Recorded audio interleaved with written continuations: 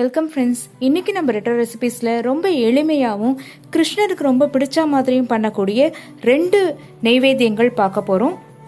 நவநீதமும் வெள்ளை அவலும் எப்படி பண்ணுறதுன்னு பார்க்கலாம். நவநீதம் பண்ணுறதுக்கு நான் சேர்த்து வச்சுருந்த பால் ஏடு எடுத்து வச்சுருக்கேன்.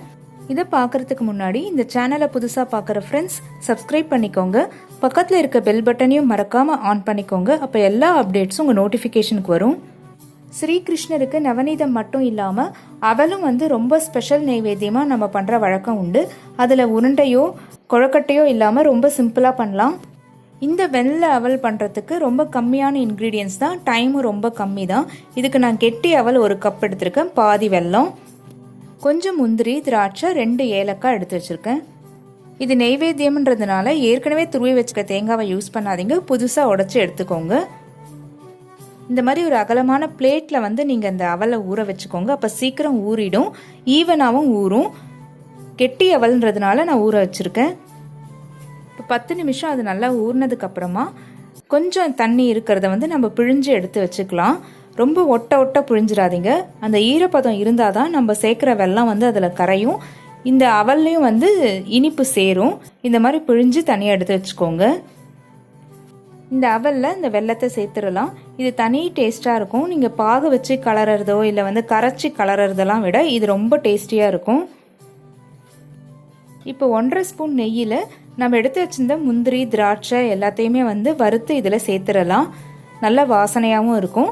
கடைசியாக தேங்காய் துருவல் 1லேருந்து 2 டீஸ்பூன் சேர்த்துக்கலாம். இது நம்ம இஷ்டம்தான், நீங்கள் எவ்வளோ வேணாலும் சேர்த்துக்கலாம்.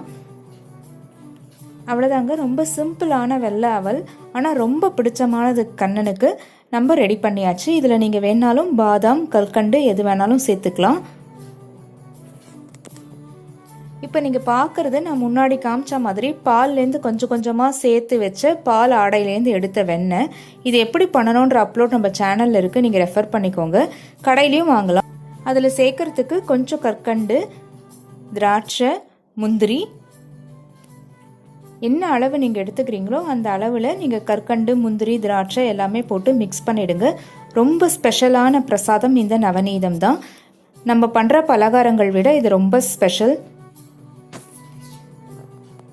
கிருஷ்ணருக்கு ரொம்ப ரொம்ப பிடிச்ச நைவேத்தியம் வெள்ளை அவல், பால், நவநீதம். இப்போ சூப்பராக ரெடி ஆயாச்சு. வெள்ளைச்சீடை, இனிப்புச்சீடை, முறுக்கு, தட்டை, லட்டு, இந்த மாதிரி எது வேணாலும் நீங்கள் ஆசைப்பட்டது எல்லாத்தையுமே நெய்வேத்தியமாக கொடுக்கலாம். அதெல்லாம் பண்ண முடியலை அப்படின்னாலும் பரவாயில்ல.